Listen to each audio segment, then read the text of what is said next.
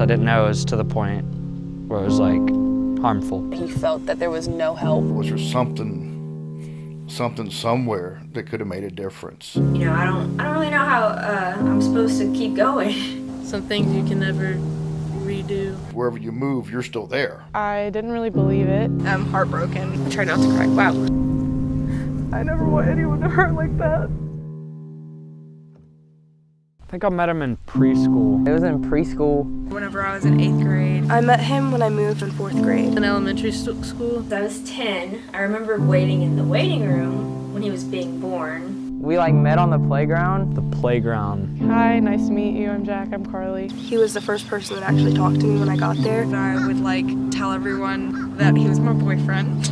I got bullied a lot. He was one of the few people that were actually kind to me. Jack was biologically my nephew, but I consider him my brother and sometimes kind of like a son. Jack was like a brother to me. One of my best friends. My best friend. My boyfriend for a few months, but he was also my best friend. A really good friend. Good friend from a while ago. To me, Jack was the strong guy. He was someone that I could rely on about almost anything. He cared a lot about everybody. He was really sweet. He tried to help out when he could. But he had a really good heart. He was a good dude. The biggest goofball I knew. Jack was just a great guy to be around. He liked to make people happy. Really outgoing and really goofy. He was just one of the kindest people I knew. When I think of kindness, that's who I think of. He was the funniest guy in that class. And he was always making everybody around him laugh. He was the funniest dude I'd ever met. He was really funny. He always made me laugh. He was funny. He was always funny. He was always the life of the party. I mean, he just seemed like he really cared about his friends.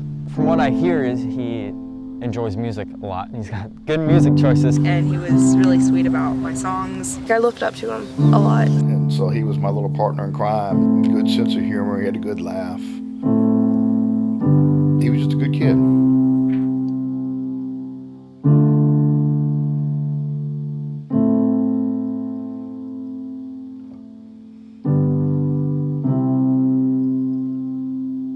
One of my favorite memories of Jack is probably... He gave me his lunch first day there. I showed up late to school. The first day of 7th grade, this girl didn't bring her lunch, so he gave her one of his sandwiches. Jackson's Halloween party.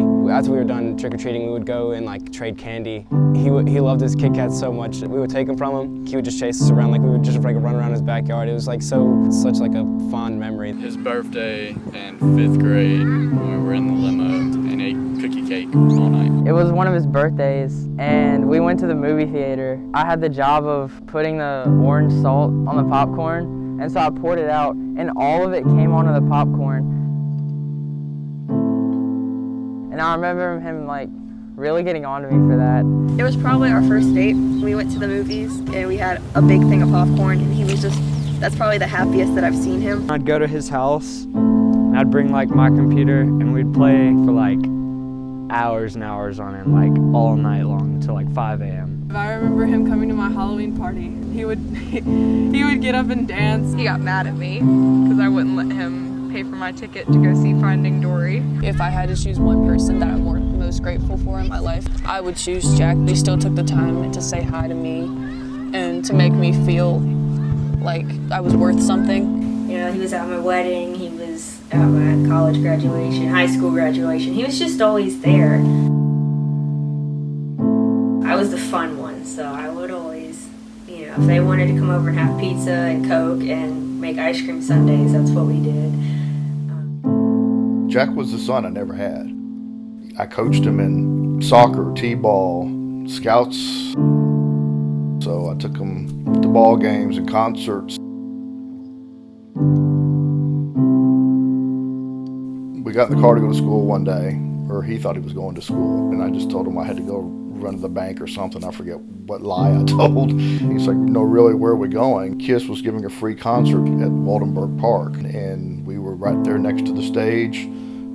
Paul Stanley right there in front of us. That was a good memory. So he was just everything. We were just hanging out a lot up until then.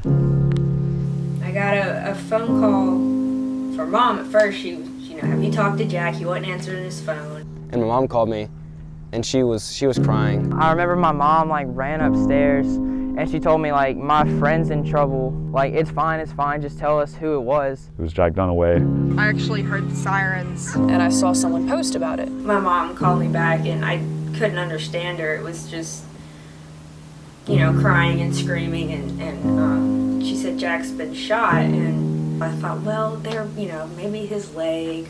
I was there when it first happened. I was very scared and kind of hard to talk about. And then when I talked to my dad, he said Jack shot himself. When I got there, he was still alive. I remember screaming at him, telling him that we loved him, that don't leave, please come back. A sheriff's deputy came up to me and said, Mr. Dunaway, they were working on Jack for a while, and I actually thought he was getting ready to tell me what hospital they were going to, and he said, I'm sorry he didn't make it. I remember saying, what do you mean he didn't make it? And she just called me and said Jack passed away.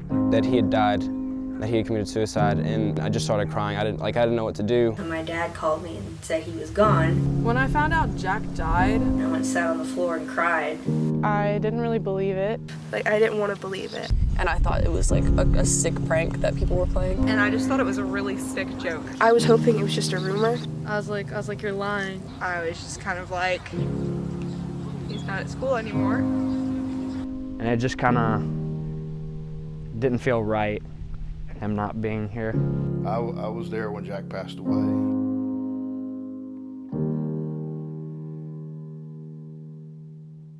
I don't know. It didn't feel real. It kind of didn't hit me. Because it didn't really hit me yet. One of my best friends had just passed away. Just like as an 8th grader, like 13 or so, I didn't think anyone, my friends, felt like that. One of the hardest things was coming in that door and knowing that he wasn't going to be in here. How did you cope? Not very well. I don't know, I didn't really cope well. I started reaching out to my old friends, and we had broken apart, and it almost brought us back together, his death. We ended up doing like a suicide walk. I was really young. I was really good friends with people who were like closer even to him than me. I had to be there for them, and we had to be there for each other. I made ribbons, the yellow ribbons for suicide awareness, and then blue and black for depression, and I was handing them out at school. Like, I wanted to do something for him after, so that was sort of my way of coping. It was too much for my brain to handle at once. I think that's why denial exists. I was in complete denial. We didn't touch Jack's room for the longest time. I'll write letters to him. I have a cigar box that I put letters to him in. For the longest time, I tried to be strong for everybody else in the family. And then eventually I realized that I needed to learn how to cope myself, because I just kept pushing it away and pushing it away. Wherever you move, you're still there. So you have to take care of yourself. And so I started realizing that I needed help. So I had to get grief counseling and deal with PTSD and the grief associated with it. I was angry. I was mad at him. Why did he do this? Like, what could I have done? Like, was it, like, did I not do something, or did I do something? Maybe it was my fault or something like that. Took it to heart like it was my fault and I could have done something about it. For the longest time, I would be thinking about, like, who do I want to hang out with today? And then I had to be like, that's not, like, an option.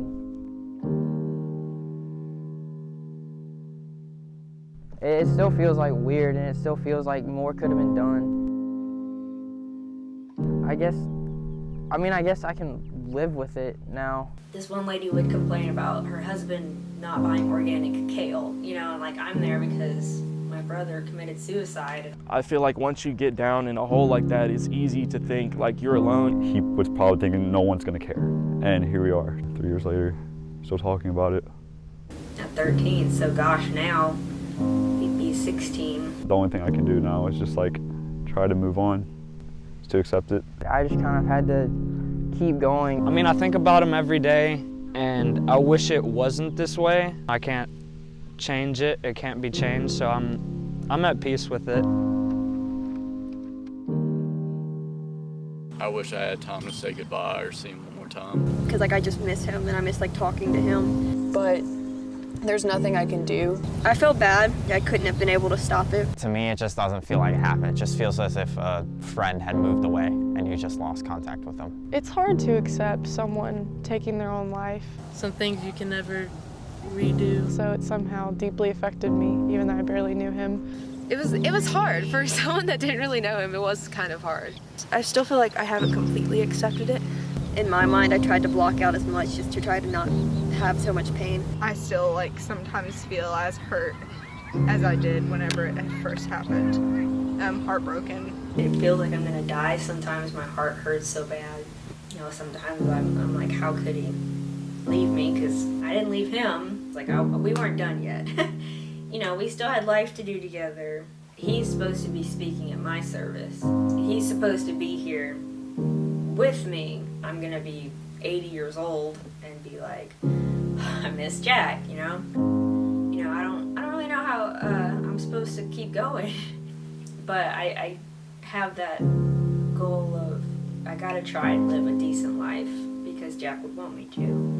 But I still have a void. I can be having the time of my life, but it's still there. He just left a hole in me. One of the things in counseling that I learned was a term called radical acceptance. And it's just like if you're stuck in traffic, but you can't control it, there's nothing you can do about it. So you just radically have to accept that. You're just stuck in traffic. I hated that term. Especially in the beginning, we kept on thinking he'd just pop in the door and say, fooled you, surprise. As a parent, you always think, what could I have done differently? What did I miss? Was there something somewhere that could have made a difference? And I think that's something that will haunt all of us for the rest of our lives. I can't do anything to change it, though. No matter what I do, what I say, the scenarios I play in my head over. Jack's not coming back. He was known as the goofball of the group, so he had to entertain everybody and make sure nobody knew that he was hurting. I never knew that someone could be hurting on the inside and not show it on the outside. I knew what he was going through. He had been in those dark parts. He had been through a lot more than I had. He felt that there was no help. But I didn't know it was that serious. I didn't know it was to the point where it was harmful. I don't know, I never really thought to ask him how he was. I knew he'd been going through a tough time, not to that extent. I talked to him about how there's so many people who care about you. But I thought he was getting better. And yeah, it sucks. I never want anyone to hurt like that.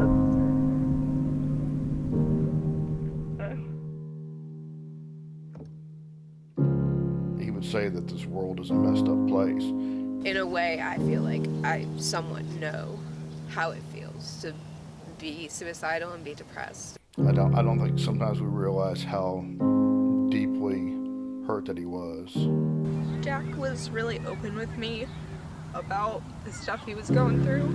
I just thought he was just a sad kid, because I was too. I think we just thought it was just like being a teenager, Jack was seeing a counselor himself. The last session he had was 2 days before he passed away, and even the counselor herself will say that was the best session she'd ever had with him. So she did not see this coming either.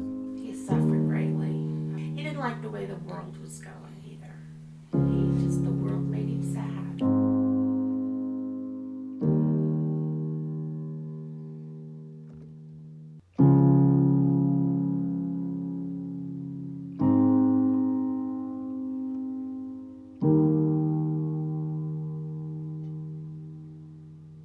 Yes, I went to his memorial. There's a ton of people there. I was blown away by the number of people that showed up. I think there was close to 300 people there. I remember them asking us to stand up, if we knew Jack. To watch 100 kids just stand up was just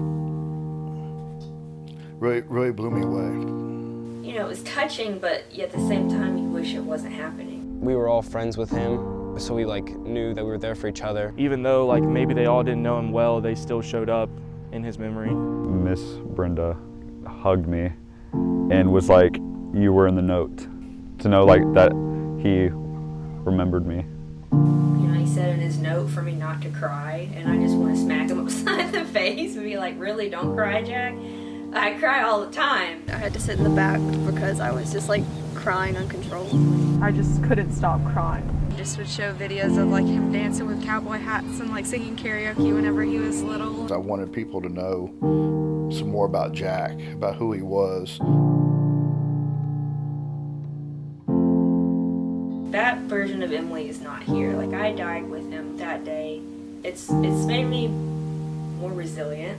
It's made me stronger, and I wouldn't have left my marriage if it wasn't for Jack. Jack helped save me from that. It wasn't a good relationship, and I don't know if I would have left if it wasn't for him. Can you give any advice or words to the people that might be going through dark times or even contemplating suicide?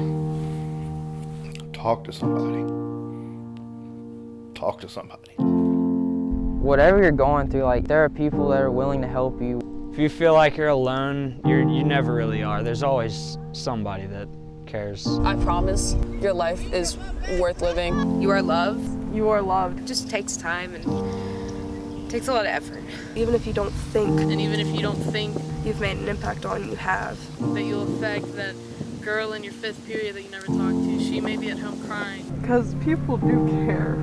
Reach out for help, even though that's extremely hard too. It's way easier said than done. Because it's hard to ask for help. It really is. But there's only one you. As hard as it is to stay, you really do matter to a lot of people. So anybody out there that may be contemplating this, just to hold on, and if Jack would have made it one more day, you know. Yeah, Jack just would have come on home. There is hope. You just need some help finding it.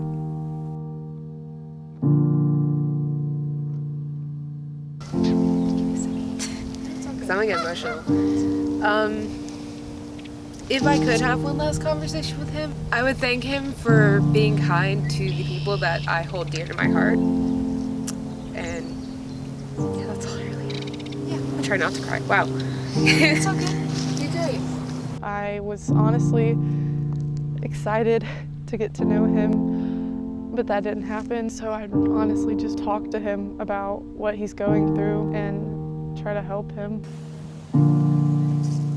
That's a hard question to answer. Thank you for kindness and patience and humor. I'd want to ask him how he is. Let him know that I wish I could have gotten to know him a little bit better. I'd tell him I love him and I'd see him in the end. That's kind of hard. I want to tell him that Emily still likes video games. After all these years, his family is still awesome. I wish he could see like what they've done since his passing, because like what they've done is monumental. The Jack Attack campaign that ran after his passing continues to perpetuate his memory by inspiring others to act as he would have. They're just trying to inspire people to do like one kind act a day. It made me think a little bit more about how I treat people. If I could talk to Jack one last time to tell him that I love him and tell him how much joy he brought to my life and to the life of my friends and all the people around me, and just to tell him that I love him. I guess I would just tell him that I love him, and I would just thank him for being himself. I would tell him I loved him. I loved him like a brother. I would tell him that he was probably the funniest guy I knew. He was the strongest guy I knew. Beat me in arm wrestling a lot, but it's beside the point. But I'd still consider him one of my best friends. Tell him that I loved him and I miss him. Well, first I would hug him. I'd want to ask questions. Everybody misses him, and that he's so loved. I would just tell him that I love him and that I miss him almost every day, and that I just wish I could talk to him and tell him about things that are going on in my life. So I would just tell him that I wish I could have helped him more. Just wish I would have been there for you more. It's for thanking him for being so kind to everyone, because we don't have many people who can make an impact in this world like Jack and can bring themselves to be nice even when they're upset. Tell him that if I knew him, then I would have been a good friend to him and tried to help him. And I'm sorry he couldn't get through it in time. If If he could hear me right now, I'd tell him that I love him, and I just wish he was still here if he could be. And I wish things could have been different. he probably thought that it wouldn't make that much of a difference, you know? And I just like wish someone would have told him how wrong. I feel like I would talk a mile a minute just trying to tell him, you know, what all he's missed or what all has happened. You know, and I want to ask him, like, you know, why didn't you call me? Why didn't you? I'd be here in a minute. I would just want to hear his voice again, hear his laugh again, because he had a great laugh. If I could see or hear him now, I just want to see what he would be like, because I didn't get to see him grow up. I'd probably just hold him and tell him how much I loved him and how much I missed him. That's a loaded question. I wanted to make sure he knew how much I loved him. I'd knock him in his head if I saw him right now. I just would want him to know that he was loved.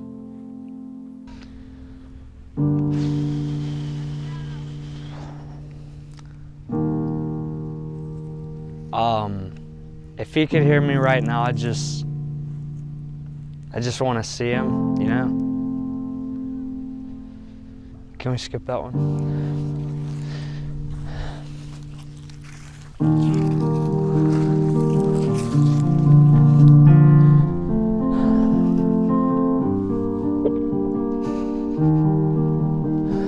Thank you so much for doing that. Yeah.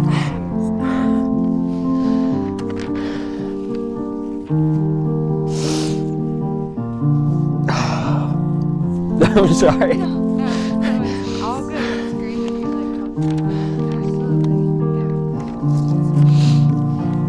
you like talking about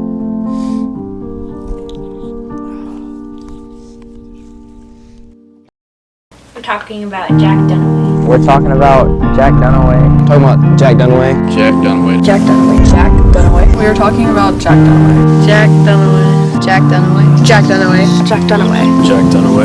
Jack Dunaway. Jack Dunaway. Jack Dunaway. Jack Dunaway? Jack Dunaway. Jack Dunaway. Talking about Jack Dunaway. And be kind to each other. Do a Jack at that.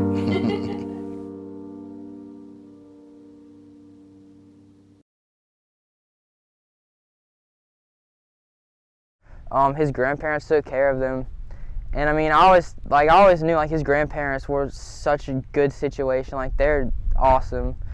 I know they're gonna watch this, but like, they're incredible, and I just want them to know that. And I know his aunt was really cool, Emily. His aunt was one of his good friends. They were really close. They're really close.